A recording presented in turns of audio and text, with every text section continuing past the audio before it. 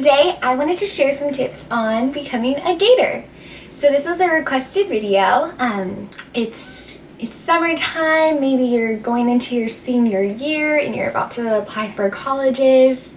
I remember that time in my life like it was yesterday. I know it's a very exciting time, but also extremely nerve-wracking too. And I go to the University of Florida, and that's the best school in Florida. Go Gators. But I just wanted to share a few tips that I have when applying to the University of Florida. Granted, I'm not an admissions officer. There really is no secret formula that I can tell you to guarantee that you'll get in. These are just a few tips that I picked up when applying, and maybe some information that you didn't even know about the school or the programs that they offer. So I hope you enjoy. So first, let me share my story with you. So throughout high school, throughout my life really, the University of Florida was always my top school, especially since I wanted to stay in Florida for college, since it's dramatically cheaper if you don't get a scholarship for other schools. So I actually just applied to 3 different schools my senior year. I applied to the University of Central Florida, which is right in my backyard of Orlando, Florida. And I applied to Rollins College, which is a liberal arts school, which is in Winter Park, Florida, which is about an hour away from me. And then I applied to the University of Florida, which is in Gainesville, Florida, which is about an hour and 45 minutes from Orlando. And UF was my dream school. The other 2 schools are great schools. I'm very thankful that I got accepted to them and I have them as options, but the University of Florida was always my top choice, so it was a dream come true to get into that school. So I applied to the University of Central Florida first. They run on a rolling application, so that's pretty helpful. I got that out of the way quite early, I believe even before I started my senior year of high school. So that one I got out of the way, and I found out that I got accepted pretty early on. So that was nice to just have that weight off my shoulders. You'll feel that feeling too once you get that first acceptance letter. Whew, it's just such a relief because you know you're going to college somewhere. And then Rollins I applied to shortly after the University of Central Florida, and that was a good application, great experience, and it's a beautiful school. One of my friends, he took me on a tour there, and it is gorgeous. That school is very pricey though, and they didn't really have a great program for what I'm studying, so it wasn't the best option, but it was a very good option. So I'm thankful to have I had that as an option as well. And then my beloved University of Florida. That's the application that took me the most time, and seriously, so much time. Not because it's a very difficult application, just because I was so nervous and wanted every single piece of it to be perfect. So it just took me a long time to make it good enough for me to submit in my eyes. So that was an exciting time. I'm not sure when the applications release this year, but I want to say they released around September. I'm really not sure, maybe August, and they were due in November. So I submitted it sometime in October, I believe, maybe even the beginning of November. So it doesn't really matter when you submit your application, as long as you submit it and you do the best that you can on it. That's the biggest tip I have to say about that. I have some notes on here. Okay, so what the University of Florida looks at is your resume, which is your high school resume. And with this resume, it's great to just include everything you've done, really, if it has significance. So I included every single job I had while in high school, because that can really affect, your academics too, if you're also doing academics and sports and have a job as well. So include that. That's good for the admissions officer to factor in as well. So I included my jobs, I included the sports I played, I included the clubs that I was in. The resume is where you can show off all that hard work you did in high school that isn't academics. But also you can put any awards you got or any neat special elite programs you were in while in high school. So my resume was pretty jam-packed. I was very involved in high school, and I just liked it that way. And I do think that helps very much. So if you're in high school and maybe you haven't really gotten too involved with, you know, extracurricular things or leadership clubs, I would highly, highly, highly recommend just getting involved as soon as you can, because if you look at that, I mean, there's lots of kids who do leadership involvement as well who might have a leg up if, you know, they have it and you don't. So I would recommend just diving into that, and then you can put it on your resume as well, and you'll probably have a great time throughout being in those organizations too. So that's what I did for the resume. And regarding, I heard some mixed things about doing your resume in list form or maybe like doing sentences. It's really unclear, but I'm actually going to link down below some admissions video that the University of Florida admissions actually made themselves. So hopefully you will watch those and get some more insight from them. So next I want to talk about, let's see. So there's the resume, and then, oh, test scores. Ugh, that was my least favorite. I got so stressed out about my test scores. Seriously, so stressed out. And I definitely did not have the strongest test scores. I'm sorry, but I don't remember my exact test scores. I know I did better on the ACT than the SAT. So I would recommend taking both if you haven't already, so you can see which one is better, because some people do significantly better on one or the other. So I would recommend taking both and using the best score from whichever one works better for you. So the low test scores were something that I struggled with, and mine weren't, they were low but not painfully low. They were on the lower end of the range of what UF accepts. So thankfully I had a GPA and involvement that really boosted me up while applying. But test scores are important, and I do recommend taking it as much as you can and trying as hard as you can. I studied quite a bit. I'm just not a good test taker. I'm really not. So I would recommend just studying and trying your best. And if you try your best, there's really nothing else you can do.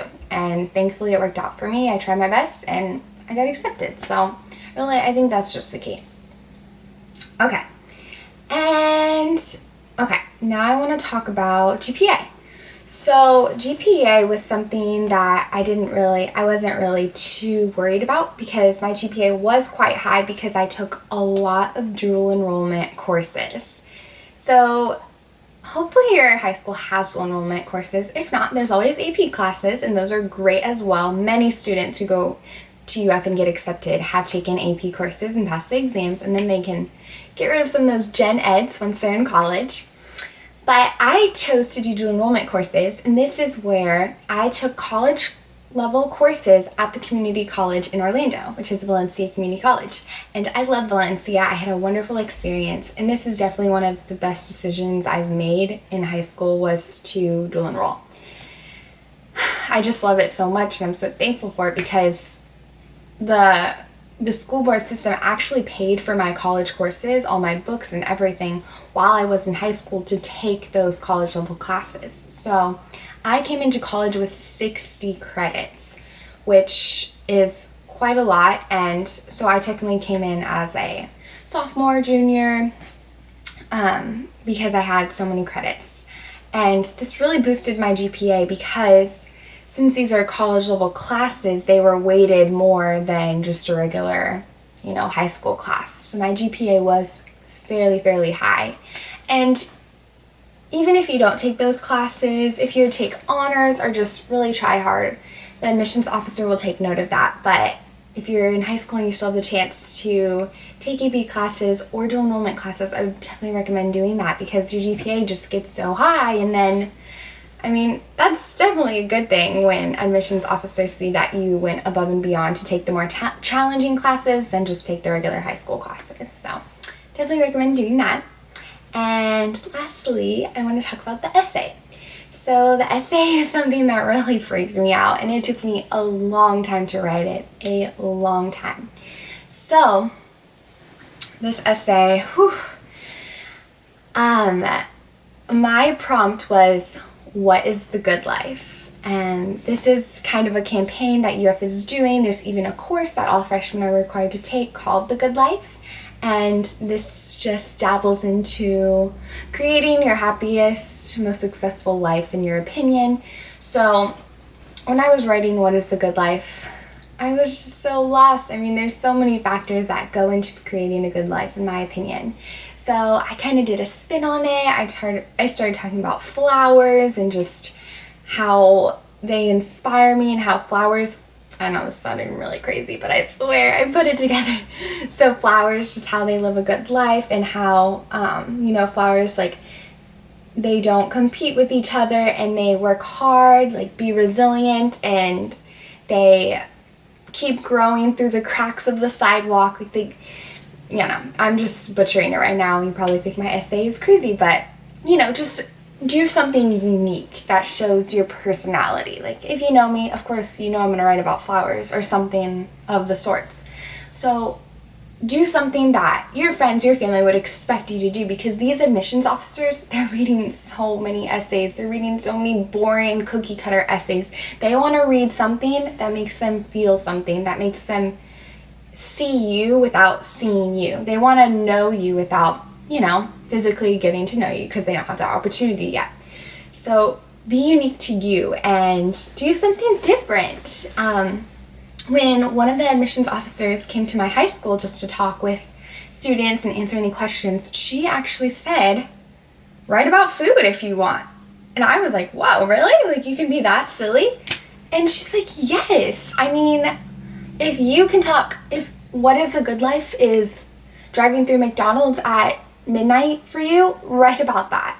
Write exactly what you feel and what the good life is to you.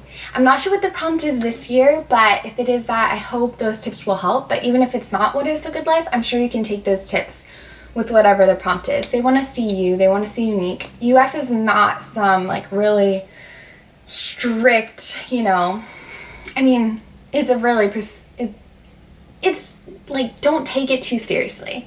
I know that's what I was trying to do. I was trying to just say all the right things and come off a certain way, but I mean, the admissions officers want to see real people that they know will make the student body even more incredible. Okay, so now I'm going to talk about some of the special programs. So I talked about dual enrollment, courses, So I want to talk about some of the programs. So, of course, you can come in as a regular freshman and do all the things, but I actually learned about this program called Innovation Academy, which the University of Florida offers, and that's the program that I got accepted into, and I love it. I definitely recommend it, but of course you need to know about it before you apply to it, because it definitely is not for everyone. So, the Innovation Academy is a cohort of the University of Florida, and it is where you major in your major. They don't offer all the majors yet, but you have to make sure they have your major too. They have telecommunications, so I was good. And then you minor in innovation, which is a 6-course minor, and you have classes like creativity, entrepreneurship, and stuff like that. So Innovation Academy accepts up to 500 students per year. And this is their 4th or 5th year, I believe. So I think it's their 5th year. They accept up to 500 students, but usually they accept less than that, so like 300 students per year. Maybe that's the median, but that's what they do. And it is, you take classes during spring and summer. That's when our academic calendar is, but you can also take classes in the fall too, or you can do online classes over summer or study abroad classes, so it's pretty flexible with that in some instances. So it's just a really neat thing that they offered, and it really gives you that small school feel while you're at such a large university. So Innovation Academy was just, once I learned about it, it became one of the top reasons why I wanted to come to the University of Florida. And one of the advisors, she actually read over my essay for me. So what I did my senior year, I believe it was my senior year, I visited Gainesville, Florida, University of Florida, and I met with the Innovation Academy advisor just to learn more about the program, to see if it really was something that I wanted to do, because I looked at their website and it seemed really neat, but I just wanted to, gain some more insight to really make a good decision. So I met with her, and after that I just knew it was something I wanted to do. So then I started my application, and then like once I was leaving, she said, I mean, if you want to send me your essay before you apply, please do, and I'll help you. And so I did, and she helped me so much. She added such flair to it and helped me really carve some things out that I didn't really need, or be more specific in some areas. And I really appreciate that. And that even solidified my decision even more to apply to Innovation Academy, because there were people like her that were just available to Innovation Academy students to make their experience even more involved and better. So I was really thankful for that. And maybe those little changes she made to my essay made all the difference to getting accepted. Who knows? So that's the Innovation Academy, and if you have any more questions about it, please let me know. I know it might be a little confusing, like, what do you mean you're only here for spring and summer? I chose just to be here over spring and summer, but my senior year I'll probably just be here fall and spring, because I want to graduate in spring, so who knows, I'll have to figure that out. But in the fall you can get internships. Hopefully I'll get an internship soon for this fall, but it's just a really great opportunity to do other things during the fall that'll help you towards your career after college. Okay, and then there's also a program called PACE, which is a newer program. Unfortunately, I'm not super familiar with it, but I know that the first year you take online classes, University of Florida online classes, and then after that you will just become a regular student and have in-person classes.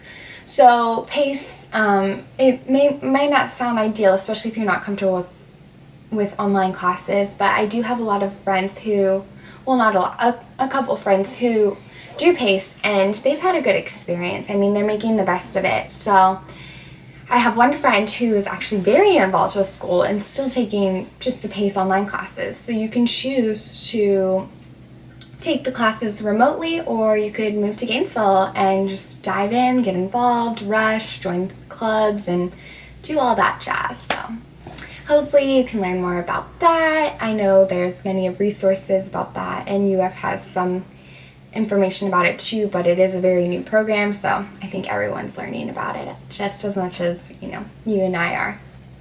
Okay, so I think we're getting to the end of all my advice, but I just want to say I hope you look at the big picture and you will end up where you're supposed to end up. I know it's very cliche and you hear it all the time, but it's really true. I mean, hopefully UF will work out for you, but if it doesn't, I hope you bloom where you are planted, and I hope you make the best of the opportunities that you get, because really, college is what you make of it. You can go anywhere. You can go to the best college in the whole world and still have a bad experience if you make it a bad experience. So it's really up to you, and the decision is up to you, but I hope these tips helped you, and I definitely recommend going on a campus tour to really get to know UF a little more, and hopefully I'll see you there. If you have any other questions, please just comment down below or use the internet. There's so many information on the internet, and I'm sure other people have made videos like this to help other Gators follow their dreams. So thanks for watching, and have a wonderful day.